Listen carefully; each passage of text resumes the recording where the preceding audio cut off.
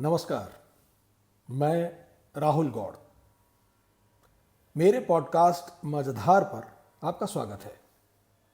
इस पॉडकास्ट में मैं साहित्य की विभिन्न विधाओं जैसे कहानियाँ, कविताएं, संस्मरण, व्यंग, निबंध आदि के रोचक, अर्थपूर्ण, मज़ेदार और हृदयस्पर्शी अंश पढ़कर सुनाता हूँ।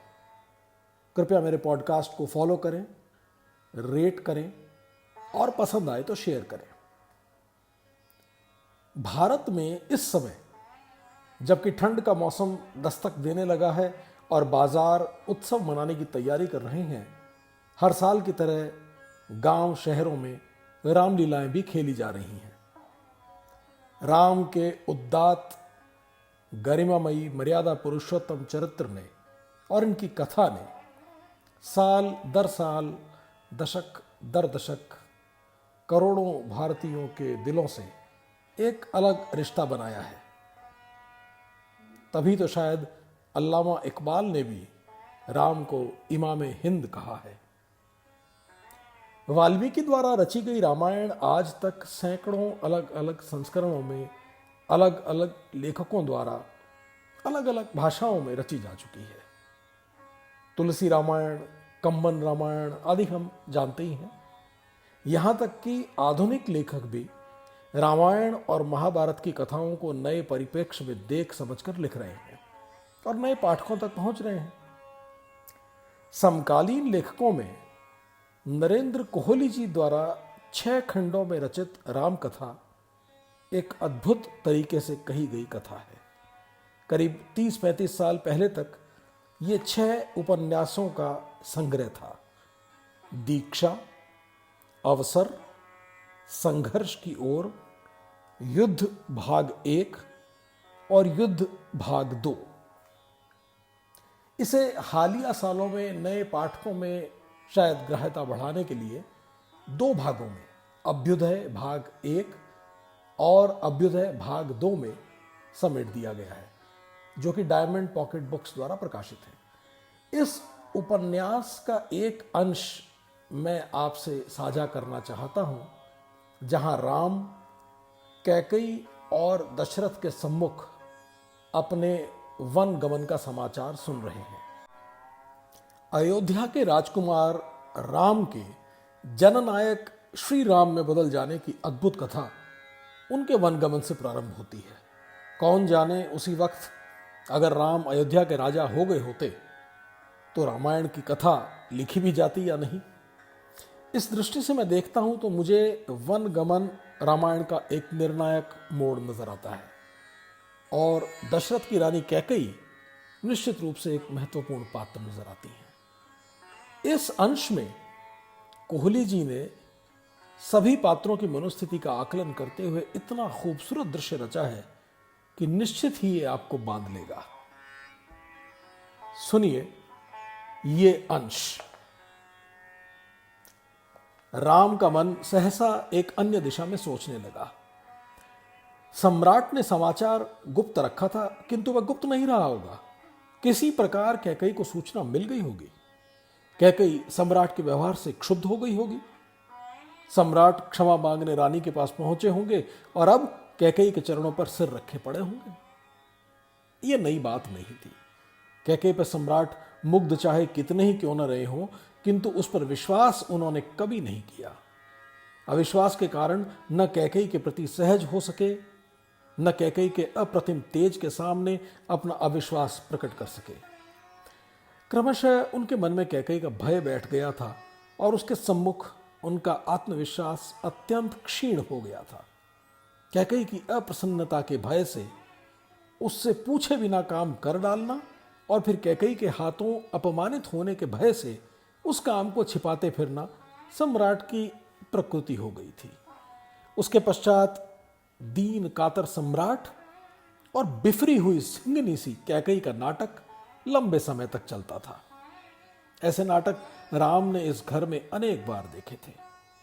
कहीं ऐसा तो नहीं कि कैकेयी ने इस युवराजाभिषेक का विरोध किया हो और अब सम्राट स्वयं को अक्षम पाकर सब कुछ कैकेयी के मुख से ही कहलवाना चाहते हो। किंतु कैकेयी का राम के प्रति स्नेह कैकेयी उनके युवराजाभिषेक का विरोध कैसे करेगी? कक्ष में प्रवेश करते ही राम ने जो कुछ देखा वह अनेक संभावनाओं पर विचार कर उनका साक्षात्कार करने के लिए तैयार होकर आए हुए राम के लिए भी सर्वथा अप्रत्याशित था। आज तक उन्होंने माता तथा पिता को राजसी वेश में अत्यंत गरिमापूर्ण ढंग से राज सिंहासन, मंच अथवा पर्यंक पर बैठे हुए देखा था, पर आज वृद्ध सम्राट अत्यंत अव्यवस्थित अवस्था में आस्तरणहीन फर्श पर पड़े थे। उनकी मुद्रा पीड़ित तथा करुण थी। सारे शरीर में कोई स्पंदन नहीं था, श्वास चलने का भी कोई प्रमाण नहीं था। नहीं, वे संज्ञा शून्य नहीं थे, किंतु चैतन्य भी उन्हें नहीं कहा जा सकता। वे स्थिर शव के समान पड़े थे। माता कैकेयी कुछ हटकर खड़ी थी, सीधी, दंडवत। चेहरे पर उग्रता, कठोरता एवं हिंसा के भाव थे, जिनके कारण वे संतुलित नहीं लग रही थी। वेशभूषा भी सामान्य नहीं थी, प्रसाधन थे सर्वथा शून्य। रात को सोने के लिए पहने गए कुचले हुए वस्त्रों में ही वे उपस्थित थी। यह शोभा प्रिय कैकेयी की प्रवृत्ति के अनुकूल नहीं था। शरीर पर एक भी आभूषण नहीं था। सारे आभूषण फर्श पर जहां तहां बिखरे पड़े थे, जैसे भयंकर आवेश में उन्हें उतार उतार कर पटका गया हो। केश बुरी तरह बिखरे हुए थे, जैसे किसी ने रात भर उन्हें नोचा खींचा हो। दोनों की ही स्थिति राम को स्तंभित कर देने वाली थी। राम ने स्वयं को संभाला। उन्होंने दोनों को प्रणाम किया, किंतु आशीर्वचन किसी के मुख से नहीं निकला। क्या हुआ, राम सोच रहे थे। कोई भी बोलता नहीं। वैसे पिछले दिनों में जो कुछ घटा था वह सारा कुछ इतना आकस्मिक और नाटकीय था कि अब कोई भी घटना विचित्र नहीं लगती थी। पिताजी, मैं उपस्थित हूं, आदेश दें। दशरथ ने क्षण भर के लिए आंखें खोली, राम को भरपूर दृष्टि से देखा, फिर जैसे राम को देख नहीं पाए, आंखें चुरा ली, करवट बदली और आंखें मूंद ली। क्षण भर खुली उन आंखों में राम ने अथाह वेदना को मूर्तिमान देखा था। उनमें क्रोध, आवेश, क्षोभ कुछ भी तो नहीं था। उनमें राम के लिए उपेक्षा, प्रताड़ना या उपालंब कोई भाव नहीं था। उनमें तो पीड़ा का समुद्र हाहाकार कर रहा था, जैसे कोई भीतर ही भीतर निरंतर कचोट रहा हो। उनमें ग्लानि थी, हताशा थी, उग्रता तो थी ही नहीं। राम ने कैकेयी की ओर देखा। कैकेयी अतिरिक्त रूप से सख्त नजर आ रही थी। उसके चेहरे पर दशरथ की आंखों की पीड़ा का एक कण भी नहीं था। सायास उद्दंडता अवश्य थी। कृत्रिम और सायास लाया गया तनाव था। माता, कैकेयी के लिए मौन बने रहना अधिक सरल था। बोलने के लिए उसे भी प्रयास करना पड़ा। शब्द अनाहूत नहीं आए। वह कठोर स्वर में बोली, राम, तुम्हारे पिता तुमसे बहुत प्रेम करने लगे। प्रेम तो मुझसे आप भी करती हैं, राम बोले, किंतु यह स्थिति। कैकेयी का तनाव कुछ कम हुआ। बोली तो उसका स्वर पहले की अपेक्षा कुछ कोमल और सहज था। सम्राट ने एक वचन मेरे पिता को दिया था, उसकी चर्चा मैं नहीं कर रही, किंतु मेरे उपकार के बदले शंबर युद्ध के पश्चात उन्होंने 2 वर मुझे दिए थे।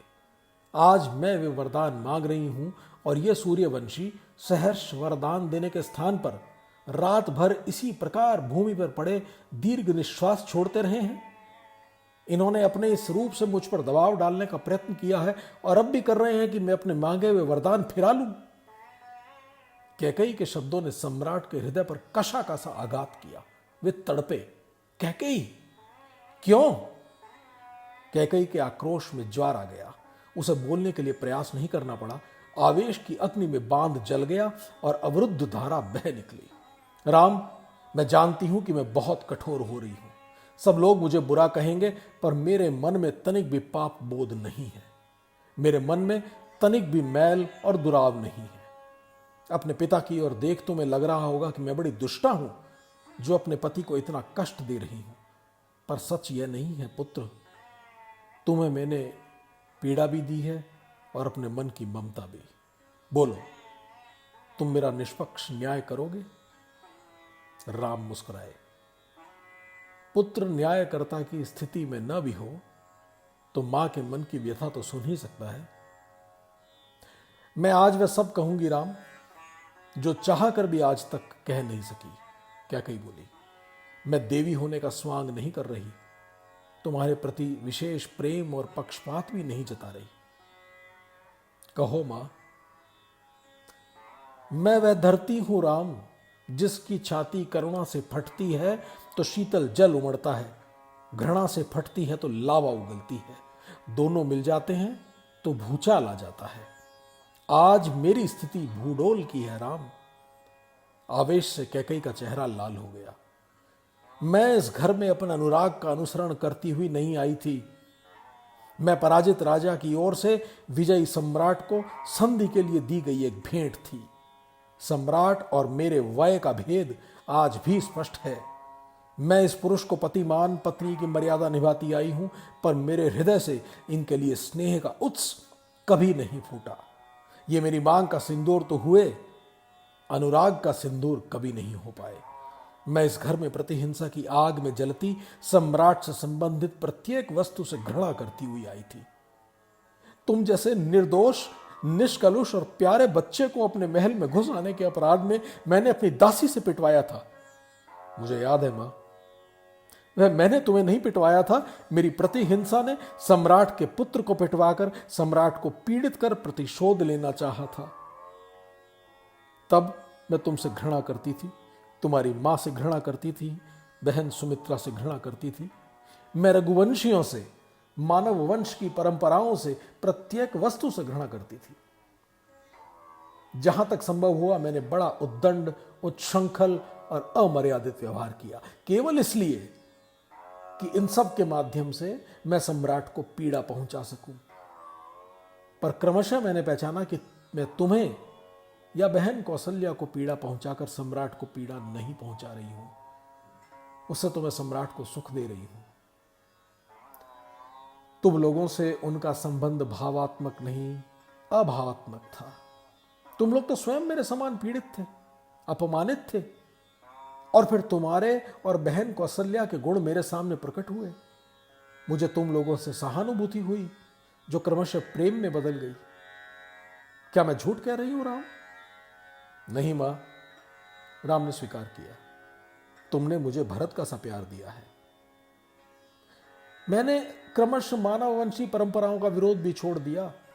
मैंने पहचाना कि अपनी प्रतिहिंसा में मैंने न्याय अन्याय का विचार छोड़ दिया है। मैं स्वयं राक्षसी बन रही हूं। मैं किसी अन्य को नहीं, स्वयं अपनी आत्मा को पीड़ा दे रही हूं। शनय शनय मैंने स्वयं को सहज किया। अपना विरोध छोड़ने के प्रयत्न में पिता द्वारा लिया गया वचन भुला दिया।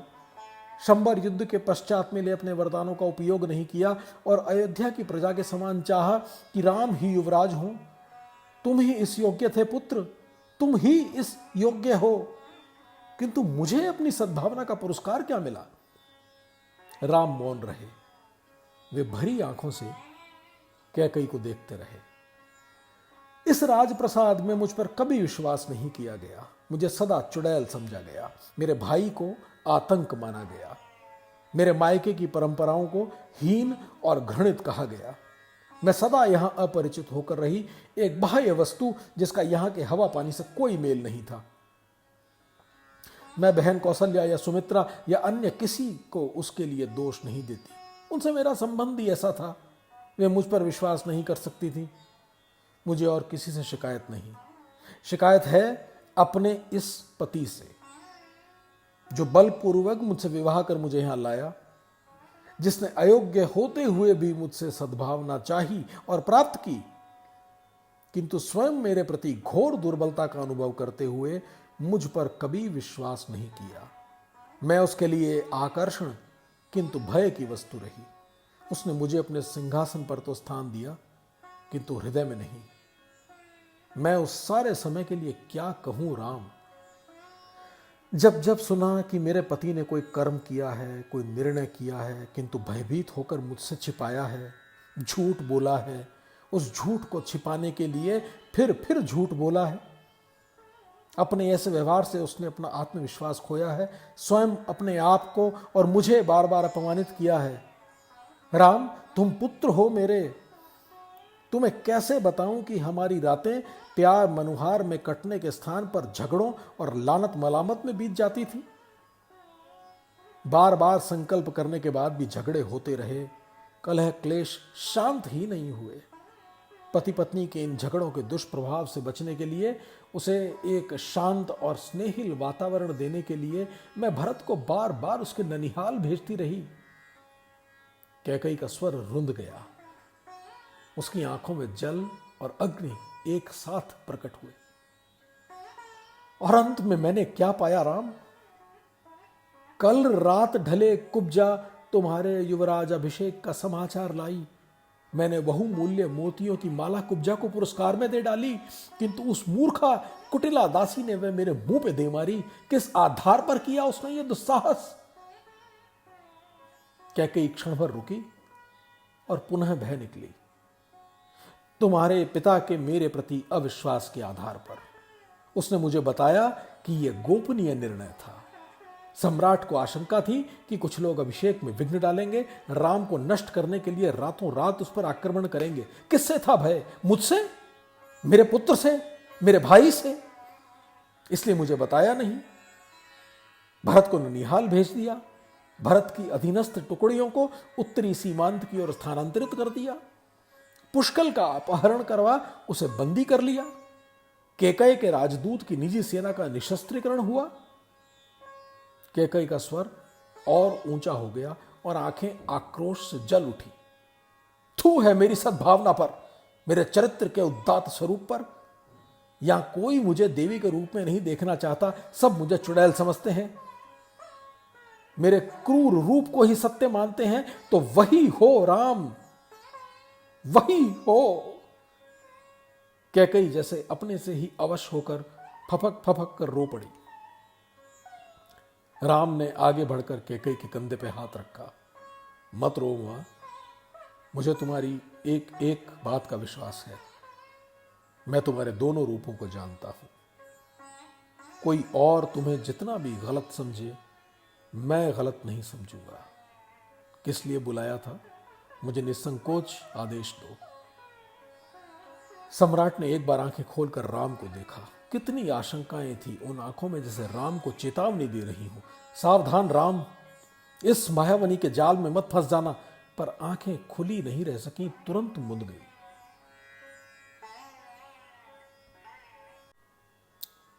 मंथरा साधारण, संकुचित, अनुदार, मूर्ख तथा नीच चरित्र की दासी है। कैकेयी पुनः बोली। उसकी बात किसी विवेकशील व्यक्ति को नहीं माननी चाहिए, किंतु फिर भी मैं उसकी बात मानूंगी, उसकी सलाह पर चलूंगी, उसे अपनी हिताकांक्षिणी मानूंगी। जब सम्राट के मन में है तो मैं क्यों ना मंथरा की यह बात स्वीकार कर लूं कि राम को भरत से भय है और शासन प्राप्त कर वे अपने भय के कारण को समाप्त करना चाहेगा। मैं क्यों ना यह मान लूं कि अपनी आरंभिक प्रतिहिंसा में मैंने जो बार बार बहन कौशल्या का अपमान किया है, पुत्र के अधिकार प्राप्त कर लेने पर वे अवश्य ही प्रतिशोध लेना चाहेंगी। नहीं तो उनका उद्गार आज मैं कैकेयी के भय से मुक्त हुई न होता। यदि वे सचमुच मुझे सुनाना न चाहती तो उनकी दासियां ये वाक्य मंथरा तक न पहुंचाती। सम्राट के अविश्वास ने मेरे चरित्र के दुष्ट तत्वों को उकसा दिया है, मेरी प्रतिहिंसा और घृणा को जगा दिया है। मैं सम्राट को इसका दंड दूंगी, ऐसी आग लगाऊंगी कि आग बुझ भी जाए तो उसकी लहर समाप्त न हो। सम्राट को जलाऊंगी, चाहे उस अग्नि में स्वयं जल जाना पड़े, चाहे तुम अपने शरीर और मन पर टीसते हुए फफोले वहन करो, पर मेरी प्रतिहिंसा शांत नहीं होगी, मैं उसे शांत होने नहीं दूंगी। कैकेयी मौन हो गई। राम को लगा वह अपनी आत्मा से लड़ते लड़ते थक टूट गई है, पर उसका संघर्ष जारी है। वह सम्राट के विरुद्ध ही नहीं, अपने विरुद्ध भी लड़ रही है। पर यह सब क्या है? क्या चाहती है कैकेयी? कैसी आग लगाना चाहती है? बात पूरी तरह स्पष्ट नहीं थी, किंतु कैकेयी के वचनों के पीछे निहित प्रक्रिया का कुछ कुछ आभास राम को मिल रहा था। पति पत्नी के इन विग्रहपूर्ण क्षणों में राम को क्यों बुलाया गया था? पिता राम से आंखें क्यों चुरा रहे हैं? कैकेयी राम को ही क्यों उपालंब दे रही? क्या उन वरदानों का संबंध राम से है? मुझे क्या आदेश है? राम ने पूछा। पिता के वरदान पूरे करो। कैकेयी का स्वर फिर कठोर हो गया था। मेरी क्षमता में हुआ तो अवश्य पूरा करूंगा। कैकेयी का स्वर फिर से कोमल और करुण हो उठा। मैं जानती थी तुम विरोध नहीं करोगे। इसे मेरी कुटिलता मत समझना पुत्र, किंतु मुझे कहने दो। मैंने किसी को पहचाना हो या न पहचाना हो, तुम्हें पहचानने में मैंने तनिक भी भूल नहीं की है। राम के अधरों पर मुस्कान ही उभरी। राम, मैंने 2 वर मांगे हैं। क्षण भर कैकेयी अपने भीतर की पीड़ा से जूझती रही और फिर कठोरता का कवच ओढ़कर बोली, पहला, तुम्हारे युवराज अभिषेक के लिए प्रस्तुत की गई सामग्री से ही भरत का युवराज अभिषेक हो, और दूसरा, तपस्वी वेश में तुम आज ही 14 वर्षों के लिए वनवास के लिए प्रस्थान करो। राम को अपने भीतर एक झटका सा लगा। क्या यह दुख था? नहीं, शायद यह पूरी तरह दुख नहीं था भी, नहीं भी। यह आकस्मिकता का धक्का था। पर यह आकस्मिकता कितनी अनुकूल थी। राम को समझते देर नहीं लगी कि पिता वरदानों का तिरस्कार भी नहीं कर सकते और उन्हें स्वीकार भी नहीं कर सकते। यह उनका सत्य प्रेम था, पुत्र प्रेम था, या मात्र कैकेयी का भय? सत्य प्रेम तथा पुत्र प्रेम में द्वंद्व था, या मात्र अपनी सुरक्षा का अंतिम हताश प्रयत्न? वे दुविधा में अस्त व्यस्त, असंतुलित, विक्षुब्ध सी अवस्था में पड़े हुए कष्ट भोग रहे थे, और कैकेयी अपने स्थान पर पर्वत सरीखी दृढ़ खड़ी थी। सम्राट ने अपनी आत्मा के संपूर्ण बल को संचित कर अपनी आंखें खोली। कुछ बोलने के प्रयत्न में वे थोड़ी देर बुदबुदाते रहे और फिर कातर वाणी में बोले, मुझे मृत्यु के मुख में मत धकेल कैकेयी। राम चला गया तो मैं जीवित नहीं बचूंगा। मैं हित करने की उत्कट इच्छा में असंतुलित होकर अनहित कर बैठा। तू भी अपना संतुलन खो बैठी है। भरत का इष्ट करते करते तू उसका अनिष्ट करेगी। सम्राट की वाणी में न तो आत्मबल था न सत्य का तेज। वे कैकेयी से याचना कर रहे थे। उसे अपराधिनी ठहराने का साहस उनमें नहीं था। वे कैकेयी से आंखें नहीं मिला रहे थे। कैकेयी के कृत्य को अत्याचार नहीं कह पा रहे थे। उनकी अपनी अपराध भावना कैकेयी के क्रूर सत्य से पराजित हो चुकी थी। कैकेयी द्वारा लगाए गए आक्षेपों को वे मौन मान्यता दे रहे थे। उन्होंने अपने प्रमाद में कैकेयी के वय, उसके महत्वाकांक्षी, ऊर्जस्वल, जिजीविषापूर्ण जीवन के साथ अन्याय किया था। अपने कर्म का कलुष उनके तेज को पूर्णतः मलिन कर गया था। राम के सामने स्थिति पूर्णतः साफ थी। सोचने विचारने का न अधिक अवसर था न आवश्यकता। प्रत्यक्ष जगत विलीन हो गया था। उनके आसपास कुछ भी रह गया था, शून्य, केवल शून्य। और सामने बहुत दूर एक प्रकाश था। कदाचित कोई अग्नि जल रही थी। उस अग्नि में प्रकाश था, आंच थी, जलन थी, पीड़ा थी। उसके अनेक मुख थे। वे मुख निरंतर बदल रहे थे। एक मुख विश्वामित्र का था, एक अगस्त्य का था, अत्रि का था, वाल्मीकि का था, भारद्वाज का था, शरभंग का था, सुतीक्ष्ण का था। और सारे मुखों से निरंतर एक ही ध्वनि प्रस्फुटित हो रही थी, आओ आओ राम आओ। राम उन चेहरों की आंखों में जैसे बंध गए, उनकी भुजाओं में घिर गए, उस वाणी से सम्मोहित हो गए। राम का हृदय प्रत्येक आह्वान का उत्तर दे रहा था, मैं आ रहा हूं, आ रहा हूं। राम प्रत्यक्ष जगत में लौटे। उनके भीतर अनेक प्रश्न उठ खड़े हुए थे। यह वरदान है या शाप? अब तक राम की चिंता थी कि अभिषेक को टालकर वन कैसे जाएं, कैकेयी ने उनके लिए अवसर उपस्थित कर दिया था। पर यह संभव कैसे हुआ? कैकेयी राक्षसी है या देवी? क्या समझे राम? क्या सचमुच कैकेयी की वर्षों से संचित पीड़ा आज घृणा और प्रतिहिंसा बनकर फूट पड़ी है? वह अपनी प्रतिहिंसा के हाथों अवश्य पिशाची हो गई है, या यह केवल नाटक है, केवल एक आड़? और सच यह है कि कैकेयी का बर्बर केकय रक्त अपने अवांछित अनाकांक्षित पति, अपनी सपत्नी, अपने सौतेले पुत्र सबके प्रति शत्रुता का निर्वाह कर रहा है। क्या कैकेयी मात्र भरत को राज्य दिलवाने के लिए रघुकुल की परंपराओं को खंडित कर, उसकी मर्यादाओं को नष्ट कर अपने पति को असहनीय यातना, अकल्पनीय पीड़ा दे रही है? क्या सम्राट की आशंकाएं सत्य हुई? क्या यह कैकेयी की योजना है कि राम वन चले जाएं तथा उनकी अनुपस्थिति में असुरक्षित असहाय दशरथ निराशा और हताशा में प्राण त्याग दें? क्या कैकेयी तैयार है कि स्वार्थ अथवा प्रतिहिंसा के हाथों अपने सौभाग्य को अग्निसात हो जाने दे? या वह मात्र विवेकहीन विक्षिप्त कर्म कर रही है? भविष्य की बात सोचने के लिए उसके पास बुद्धि ही शेष नहीं है। राम निर्णय नहीं कर पाए कैकेयी का कौन सा रूप वास्तविक है। पर इस समय तो कैकेयी वही चाह रही है जो राम के मन का अभीष्ट है। उनका मन अज्ञात ही उसके प्रति आभार से अप्लावित हो उठा। उनकी दुश्चिंता मिट गई। वे तैयार थे कि मुक्त मन से पिता से आग्रह करें कि पिता अपने वचन का पालन करें। राम 14 वर्षों तक तपस्वी वेश में वनवास करेंगे। पर 14 वर्षों का वनवास क्यों? वर्ष 2 वर्षों का क्यों नहीं? क्या कैकेयी समझती हैं कि 14 वर्षों का समय इतना लंबा है कि इस बीच सम्राट का देहावसान हो जाएगा और भरत अयोध्या में अच्छी तरह अपने पैर जमा लेगा तथा अयोध्या के लोग राम को भूल जाएंगे? हाँ, इतना समय पर्याप्त था।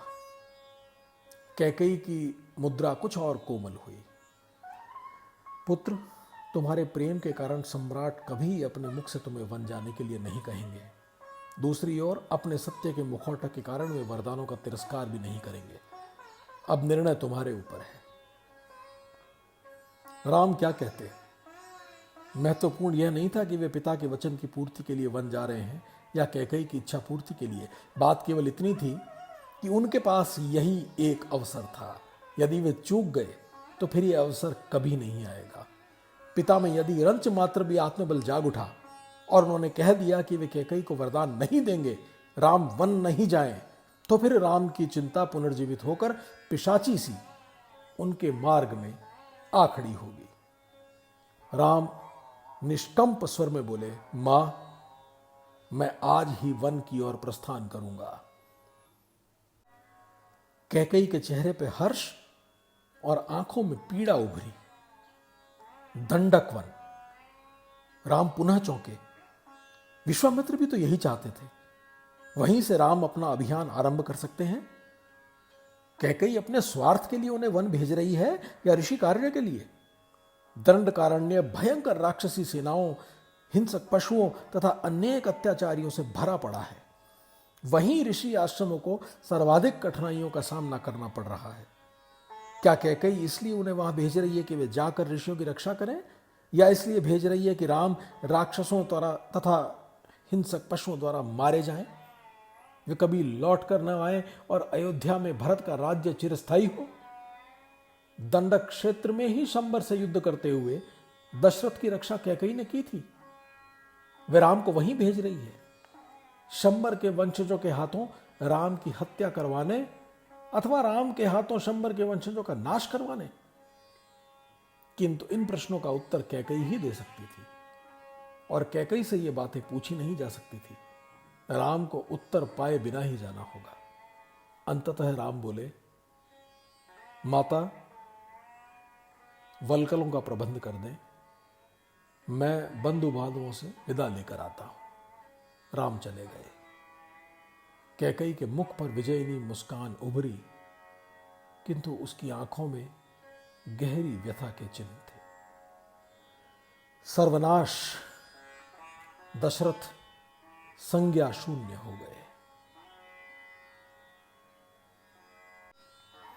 तो यह था नरेंद्र कोहली के उपन्यास अवसर का एक रोचक अंश। मैं आशा करता हूं आपको पसंद आया होगा।